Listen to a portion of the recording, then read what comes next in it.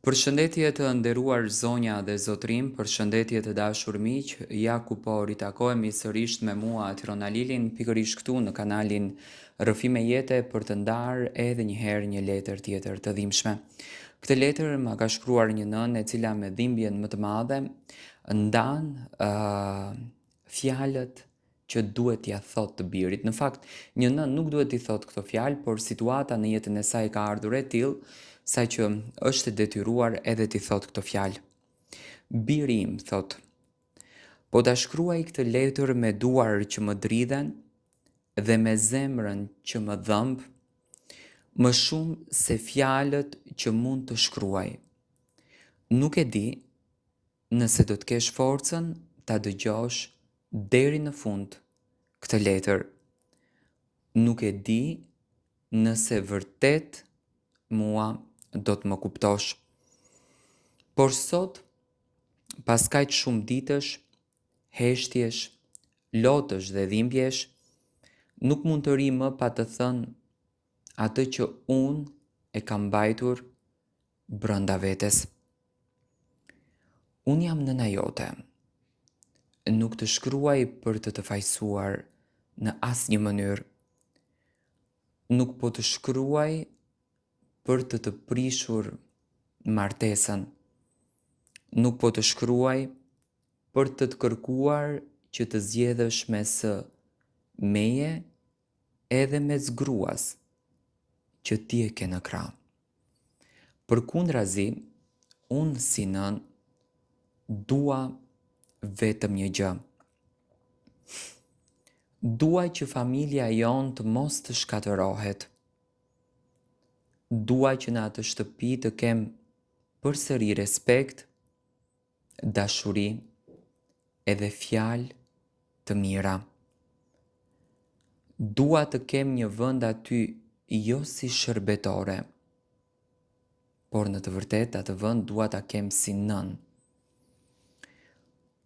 Sepse kohët e fundit, biri im, më duket sikur në shtëpinë ku duhet të ndjesha e sigurt, unë fatkeqësisht jam bërë shumë e huaj.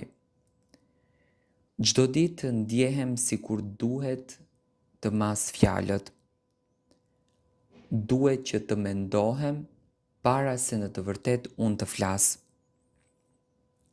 Duhet që të kem frikën që të mos t'ju bezdis. Duhet të bëj punët e shtëpisë me kokën ulur, ndërsa brënda meje dëgjoj një pyetje që mua më copëton. Çfarë bëra kaq keq që fëmia im nuk më do më pranë vetes? Ndoshta jam plakur. Ndoshta nuk jam ajo nëna që dikur e mbante dorën tënde kur ti ishe i vogël. Ndoshta sot nuk kam më unë fuqinë që kisha dikur. Por një gjë nuk ka ndryshuar kur. Dashuria ime për ty. A e mban mend, biri im, kur ishe fëmijë dhe ti sëmureshe? Sa net kam qëndruar zgjuar pranë shtratit tënd. A e mban mend kur kishe frikën nga nata dhe vije pranë meje? A e mban mend kur të rëzoheshte edhe unë të ngrija nga toka, si nën? A e mban mend kur të mungonte diçka dhe unë hiqja dorë nga imja, vetëm që ti atë gjë ta kishe? Ndoshta ti nuk e mban mend dhe nuk të fajsoj. Fëmijët rriten, martohen, krijojnë familjet e tyre dhe kështu në të vërtet duhet të jetë.